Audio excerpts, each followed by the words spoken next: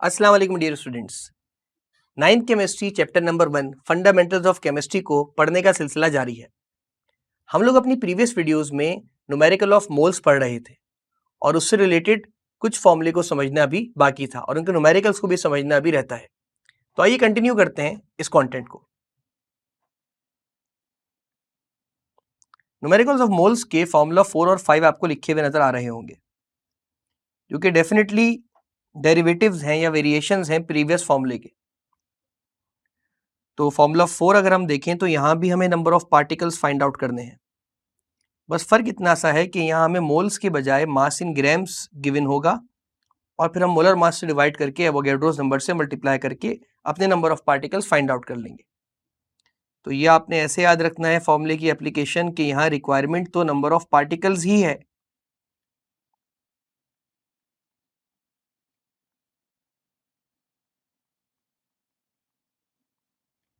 बस फर्क इतना सा है कि यहाँ गिवन पैरामीटर यानी गिवन यूनिट हमारे पास मास इन ग्राम्स होगा।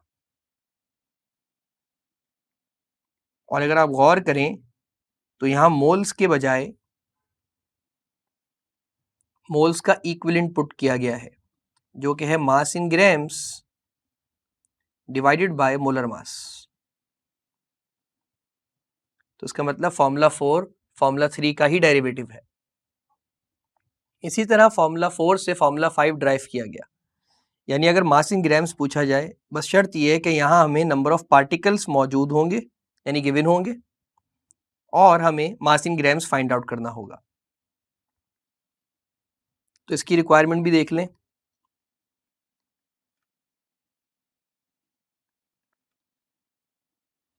यहाँ रिक्वायरमेंट है हमारे पास मास इन ग्राम्स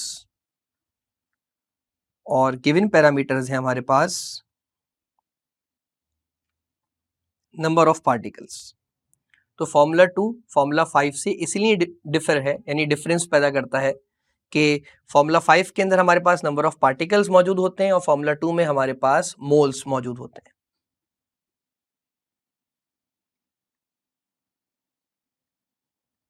तो यकीनन फॉर्मूला 2 को रिकॉल करने के लिए या तो आपको प्रीवियस वीडियो देखना होगी या फिर आपकी आसानी के लिए मैं फॉर्मूला 2 यहाँ रिव्यू के लिए लिख भी देता हूँ। यहाँ भी हमें मास फाइंड आउट करना होता था, बस मोल्स गिवन होते थे और हम इसे मोलर मास का मल्टीपल कर देते थे। तो आपके जहन में दोबारा ये बात आएगी कि हम कौन सा मास का फॉर्मूला यूज करें मास फाइंड आउट करने के लिए। तो जब कभी भी मोल्स गिवन होंगे तो फॉर्मूला 2 अप्लाई करेंगे और जब कभी भी नंबर ऑफ पार्टिकल्स गिवन होंगे तो फॉर्मूला 5 अप्लाई करेंगे। आइए इन दोनों फॉर्मूले से रिलेटेड एक एक एग्जाम्पल देखते हैं। हमारे पास क्वेश्चन मौजूद है, calculate number of particles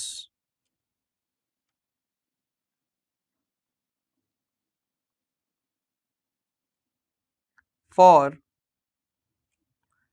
30 grams of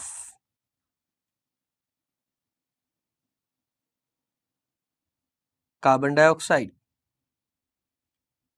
हमें number of particles find out करने हैं, लेकिन अब की बार हमें मोल्स गिवन नहीं है बल्कि मास गिवन है। किसका? कार्बन डाइऑक्साइड का। और पार्टिकल्स भी किसके फाइंड आउट करने हैं यानी मॉलिक्यूल्स भी किसके फाइंड आउट करने हैं? कार्बन डाइऑक्साइड के। आइए डाटा अलाइन करते हैं।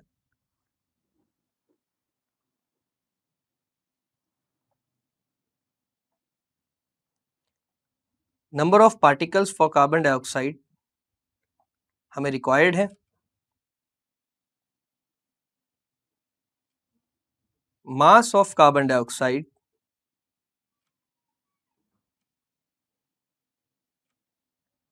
हमें गिवन है 30 ग्राम्स और molar mass of carbon dioxide भी हम यही कैलकुलेट कर लेते हैं, which is gram molecular mass of carbon dioxide.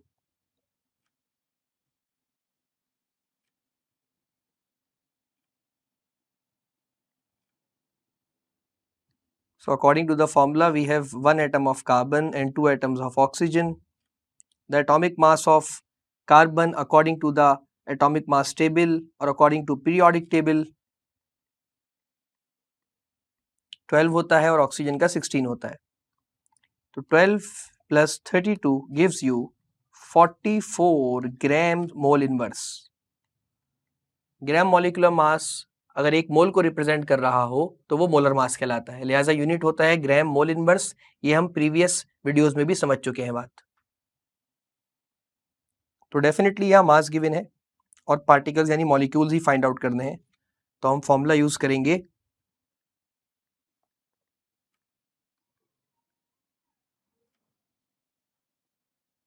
Number of particles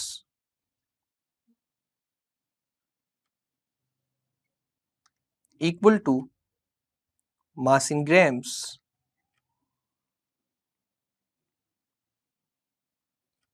divided by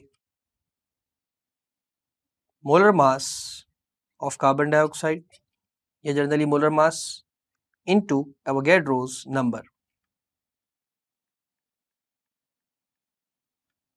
और अगर सॉल्यूशन की जानिब जाएं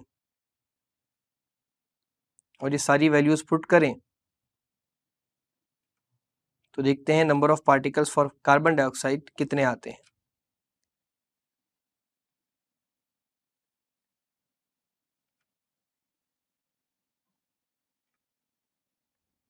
हमारे पास डेटा के मुताबिक स्टूडेंट्स जो मास मौजूद है वो है 30 grams.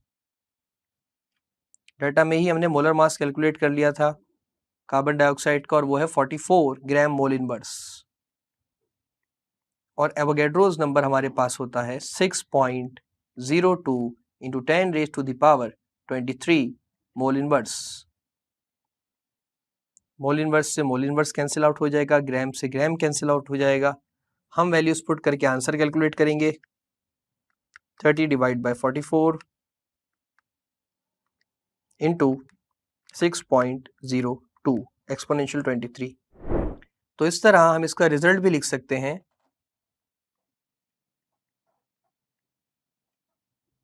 The number of particles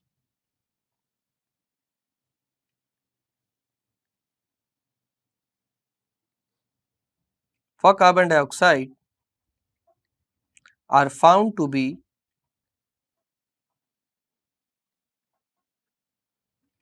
4.104 into 10 raised to the power 23 particles या molecules। तो ये तो था हमारा न्यूमेरिकल जो हमने फॉर्मूला 4 के जरिए से सॉल्व किया। आइए अब अगर हमें ये देखना हो कि मास इन ग्राम्स कैसे कैलकुलेट किया जाता है अगर नंबर ऑफ पार्टिकल्स मौजूद होते हैं, तो इससे रिलेटेड भी एक एग्जांपल देखते हैं। So we are moving towards our next numerical.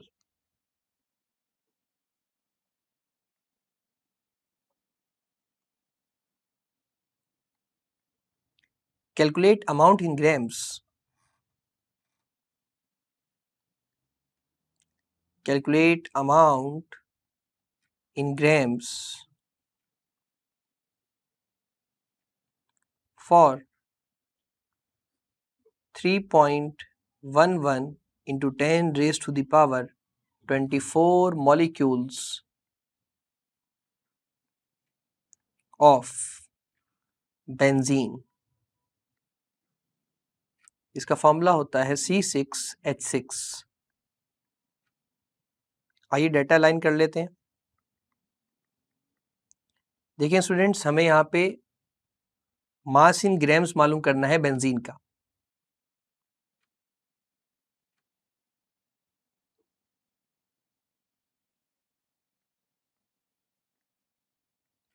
ठीक है जनाब, और हमें नंबर ऑफ पार्टिकल्स यानी नंबर ऑफ मॉलिक्यूल्स गिवन है बेंजीन के।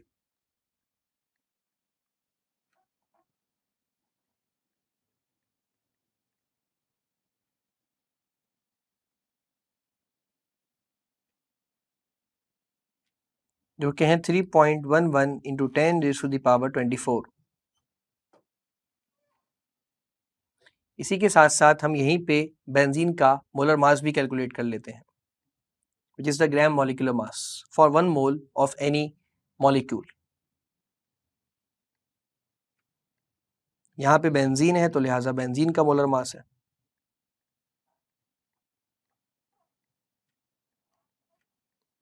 C6H6।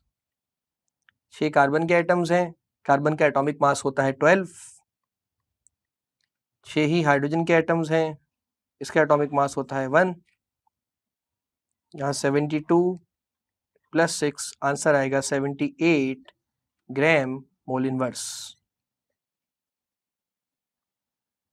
According to the fifth formula जो हम यहाँ पे यूज करेंगे,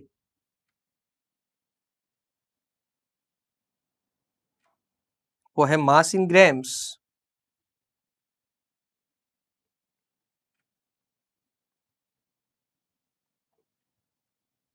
equal to number of particles या number of molecules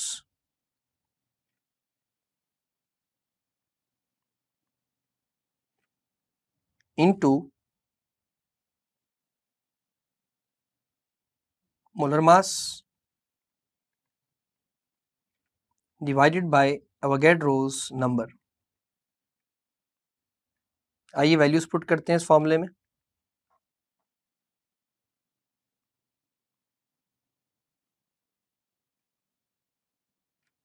so according to the data हमें मास फाइंड आउट करना है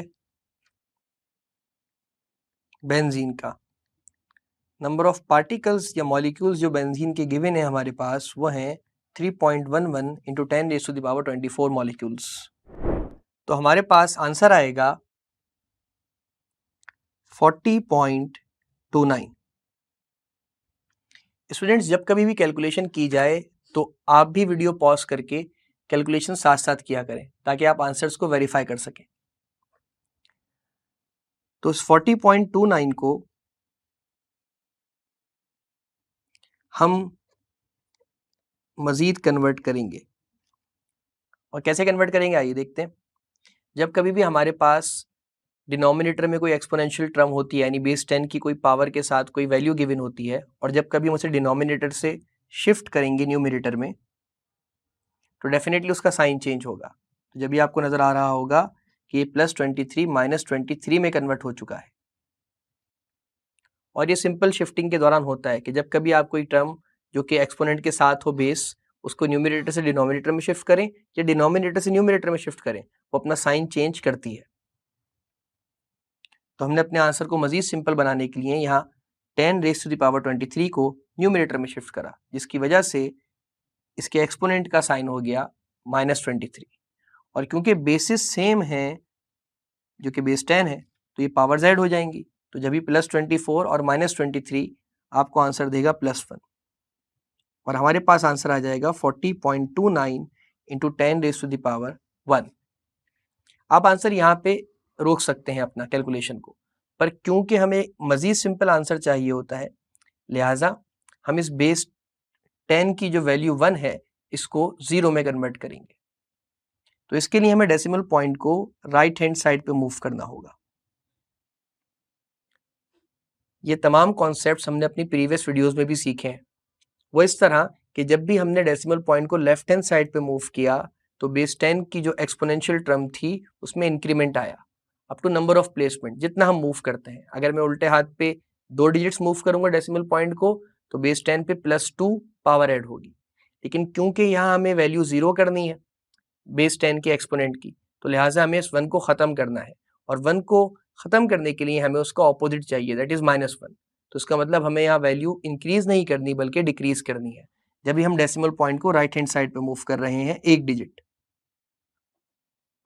जिसकी वजह से हमारे पास इस +1 में -1 वैल्यू आ रही है, और आंसर आ रहा है 402.9। +1 -1 एक्सपोनेंट्स आपस में कैंसिल आउट हो जाएंगे, वैल्यू आ जाएगी 0।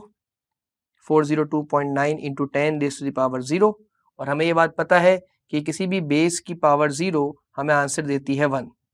तो इसका मतलब ये 402.9 मल्टीपल हो जाएगा 1 का, और इन द एंड आंसर यही आएगा 402.9 ग्राम्स।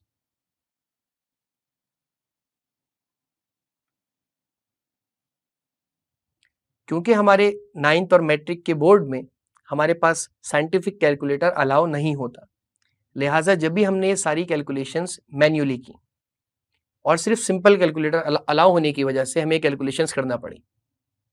लेकिन अगर आपके पास साइंटिफिक कैलकुलेटर घर में हो तो आप डायरेक्टली भी ये सारी वैल्यूज पुट करके डायरेक्टली आंसर कैलकुलेट कर सकते हैं। अगर हम इसका रिजल्ट लिखें तो आंसर आएगा the mass of benzene that is C6H6 is found to be 402.9 grams.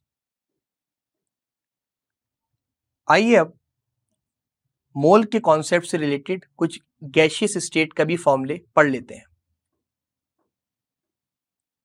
तो numerical of moles,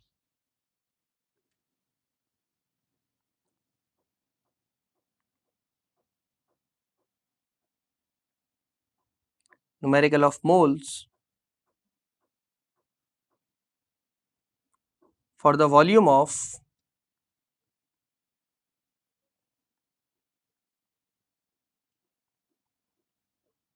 gaseous state.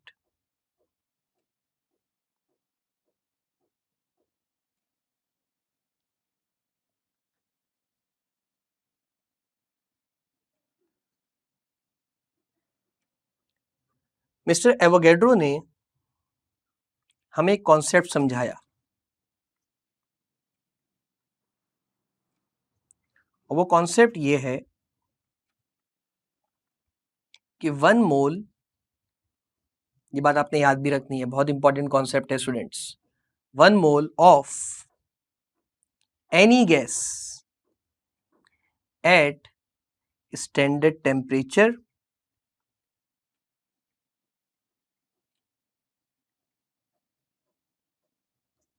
Standard temperature की वैल्यू होती है 273 केल्विन या 0 डिग्री सेंटीग्रेड। इसको जरा और बेहतर करके लिख लेते हैं।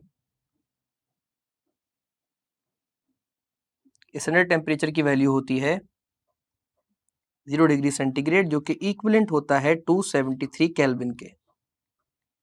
तो 1 mole of any gas at standard temperature and standard pressure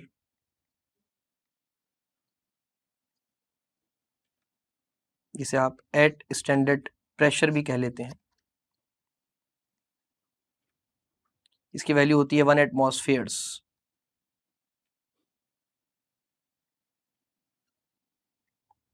occupies 22.4 dm cube volume. जैसे मिस्टर एवोगैड्रो ने हमें ये कॉन्सेप्ट समझाया है कि किसी भी केमिकल सब्सटेंस के एक मोल में 6.02 into 10 raise to the power 23 number of particles होते हैं। बिल्कुल इसी तरह किसी भी गैशियस स्टेट के गैस फेस के लिए अगर हम बात करें तो उसके एक मोल में, जो कि स्टैंडर्ड टेम्परेचर और प्रेशर पे पाया जाता है, जो नंबर ऑफ वॉल्यूम ऑक्यूपाई होती है वो होती है 22.4 डीएम क्यूब, जिसे हम स्टैंडर्ड वॉल्यूम भी कहते हैं एट एसटीपी। तो एसटीपी दरहकीकत एब्रीविएशन है स्टैंडर्ड टेम्परेचर और प्रेशर का, जिनकी वैल्यूज हमने आपको बता दी।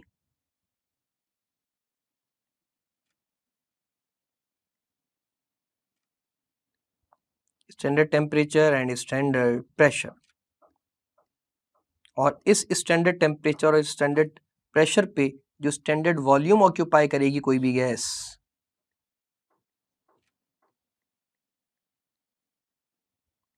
वो होगी 22.4 क्यूबिक डेसीमीटर या डीएम क्यूब।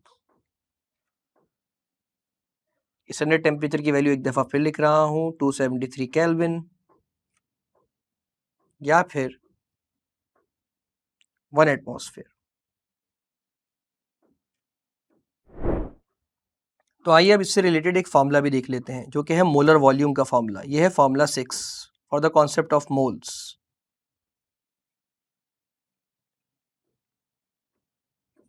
मोलर वॉल्यूम का फॉर्मूला होता है मोल इनटू स्टैंडर्ड वॉल्यूम, और स्टैंडर्ड वॉल्यूम की वैल्यू हम सबको पता है, which is 22.4 dm cube according to the concept of mister Avogadro.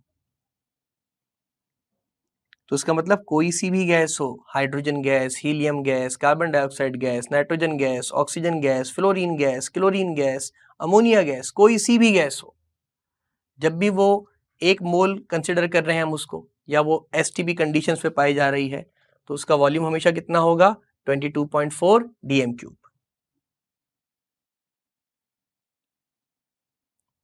आइए एक न्यूमेरिकल देखते हैं। इसी फॉर्मूले से related. Calculate the molar volume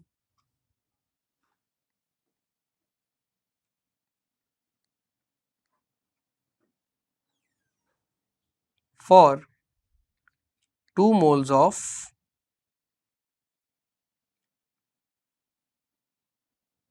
carbon dioxide.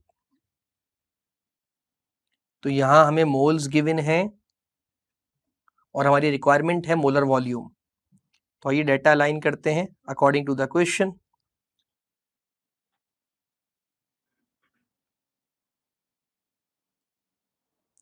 Molar volume of carbon dioxide हमें फाइंड आउट करना है।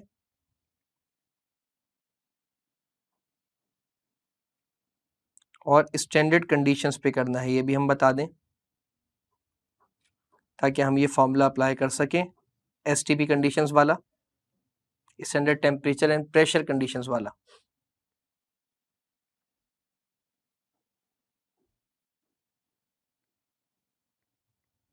मोल्स ऑफ कार्बन डाइऑक्साइड हमारे पास मौजूद हैं बच्चों 2।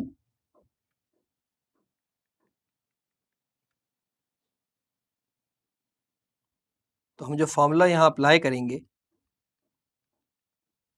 वो बिल्कुल अभी अभी पढ़ा है हमने, और वो है मोलर वॉल्यूम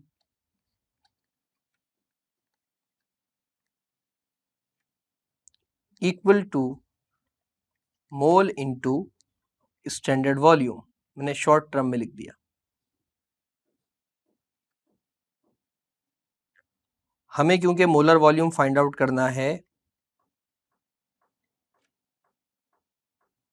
कार्बन डाइऑक्साइड का, और कार्बन डाइऑक्साइड के मोल्स हमारे पास हैं 2 मोल। यूनिट भी एक दफा लिख लेते हैं।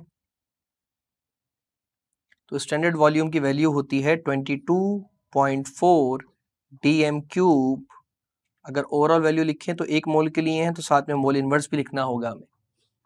तो mole into mole inverse cancel out हो जाएंगे और हमारे पास आंसर आएगा 44.8 dm³।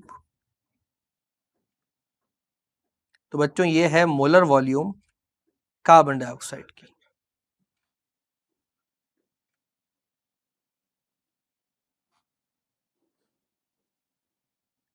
तो इस तरह रिजल्ट हमारे पास आएगा। The molar volume of carbon dioxide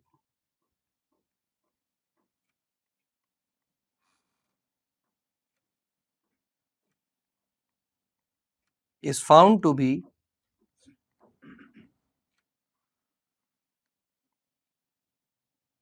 44.8 dm³। आइए स्टूडेंट्स मोलर वॉल्यूम से रिलेटेड एक और न्यूमेरिकल को देखते हैं, जिसमें हमारे पास केमिकल इक्वेशन गिवन होती है। According to the question, how many liters of carbon dioxide would be produced if 0.450 of a mole of carbon monoxide reacts with excess oxygen at STP? इस क्वेश्चन में हमारे पास according to the data moles given है। किसके? Carbon monoxide के। इसका formula है CO, और वो कितने मोल्स हैं? 0.450 मोल्स। इसको जरा अच्छा करके लिख लेते हैं। चीजें जितनी अच्छी होती हैं उतना अच्छा समझ में आती हैं। मोल्स ऑफ कार्बन मोनोऑक्साइड हमारे पास है 0.450 मोल, और हमसे वॉल्यूम पूछी जा रही है, वो भी मोलर वॉल्यूम कार्बन डाइऑक्साइड की। इससे पहले वाले न्यूमेरिकल में हमें जो कंपाउंड गिवन था उसी के मोल्स गिवन थे, पर ये तो माजरा बड़ा अलग सा हो गया। वो ऐसे कि you have given 1 Apple, calculate the mass of jalebi. बड़ी मुश्किल तरीन बात हो गई है, तो कि एक चीज दी गई है और दूसरी चीज पूछी गई है। आइए इस मसले को हल करते हैं, और वो भी लीटर्स में। तो पहले तो इस यूनिट की कन्वर्जन को आसान कर दें आपके लिए कि स्टूडेंट्स 1 लीटर बराबर होता है 1 dm³ के। तो कोई टेंशन की बात नहीं है, आप 1 लीटर कहें या 1 क्यूबिक डेसीमीटर कहें, बात एक ही है। तो हम जो मेथड यूज करेंगे इस न्यूमेरिकल को सॉल्व करने के लिए वो है मोल मेथड। मोल मेथड में जब कभी भी आपको मोल्स गिवन हो किसी भी कंपाउंड के, तो आप उसे कंपेयर करते हैं सबसे पहले स्टेप में मोल रेशियो की मदद से। और जब कभी ये स्टेप हम अप्लाई करते हैं ऐसे न्यूमेरिकल्स में जिनमें इक्वेशन गिवन होती है, तो हम अपनी आंखें फिट कर देते हैं केमिकल इक्वेशन पे। तो अगर आप केमिकल इक्वेशन देख रहे होंगे तो मेरा ताल्लुक यहाँ सिर्फ कार्बन मोनोऑक्साइड और कार्बन डाइऑक्साइड से है। तो फॉर सिंप्लिसिटी मैं इक्वेशन में इन दोनों कंपाउंड्स को ही लिख लेता हूँ। क्योंकि ऑक्सीजन इस कैलकुलेशन का पार्ट नहीं है, लिहाजा हम उसे नहीं लिख रहे। तो हमें नजर आ रहा होगा जैसे कि हमने अपनी नजरें जमा दी हैं इक्वेशन पे, तो इक्वेशन में जो ये कोफिशिएंट्स मौजूद होते हैं ये भी मोल्स कहलाते हैं। तो जो स्टैंडर्ड मोल्स हमें गिवन हैं कार्बन मोनोऑक्साइड के वो हैं 2, और कार्बन डाइऑक्साइड के मोल्स भी कितने हैं 2। पर अकॉर्डिंग टू द क्वेश्चन मुझे कार्बन मोनोऑक्साइड के मोल्स जो दिए गए हैं वो मैं डिनोमिनेटर में लिखूंगा, जो कि हैं 0.450। साथ साथ इनके यूनिट्स भी लिख लेते हैं ताकि यूनिट कैंसिलेशन आपको समझ आए। पर कार्बन डाइऑक्साइड के मोल्स मुझे नहीं मालूम। एक बार फिर रिपीट कर दूं स्टूडेंट्स, ये इक्वेशन और ये मेथड हम यूज यूं कर रहे हैं क्योंकि यहाँ हमें कार्बन मोनोऑक्साइड के मोल्स गिवन थे और वॉल्यूम पूछा जा रहा है कार्बन डाइऑक्साइड का, लिहाजा इनका रेशियो लगाना बहुत जरूरी है।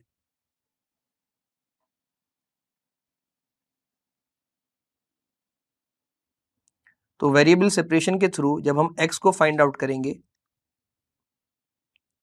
तो 2 मोल से मल्टीप्लाई हो जाएगा ये 0.450 मोल और डिवाइड हो जाएगा इस 2 से।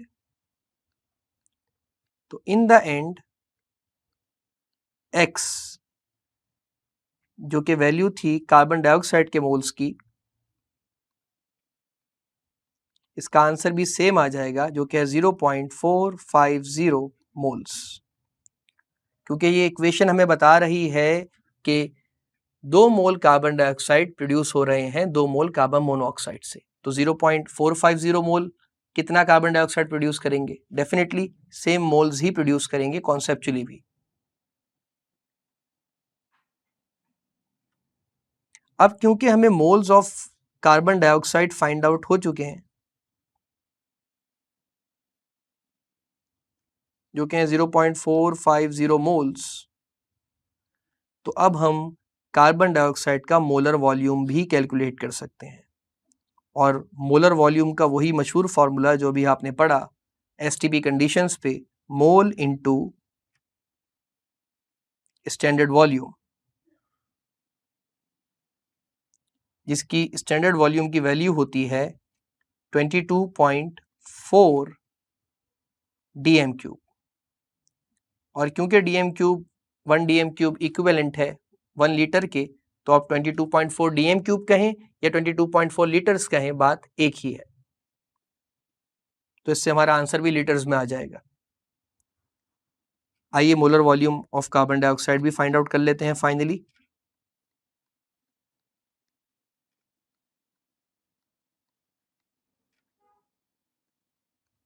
.450 moles of carbon dioxide into 22.4 litre mole inverse. Mole inverse से मोल कैंसिल आउट हो जाएगा और जब हम 0.450 मोल्स को 22.4 का मल्टीपल करेंगे तो हमारे पास आंसर आएगा 10.08 लीटर्स। तो फाइनली हमें molar volume of carbon dioxide भी मालूम हो गई। इसका रिजल्ट हम लिख सकते हैं, द मोलर वॉल्यूम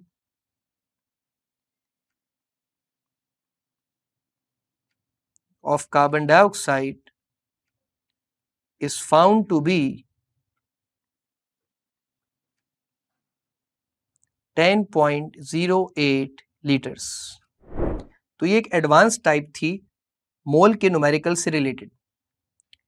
तो स्टूडेंट्स अब तक हम मोल्स के टोटल 6 फॉर्मूले पढ़ चुके हैं, जिसमें इस वाली टाइप में जो कि 6th फॉर्मूला था मोलर वॉल्यूम से रिलेटेड, इसमें हमारे पास इक्वेशन भी गिवन थी और यकीनन इस इक्वेशन से रिलेटेड मालूमात हम अपनी अपकमिंग वीडियोस में समझेंगे।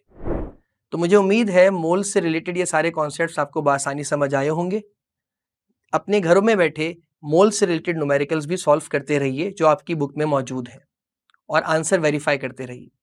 हम अपनी अपकमिंग वीडियोस में केमिकल इक्वेशंस के टॉपिक को भी समझेंगे और कुछ हिस्टोरिकल बैकग्राउंड्स भी कवर अप करेंगे। जब तक के लिए keep understanding and exploring chemistry.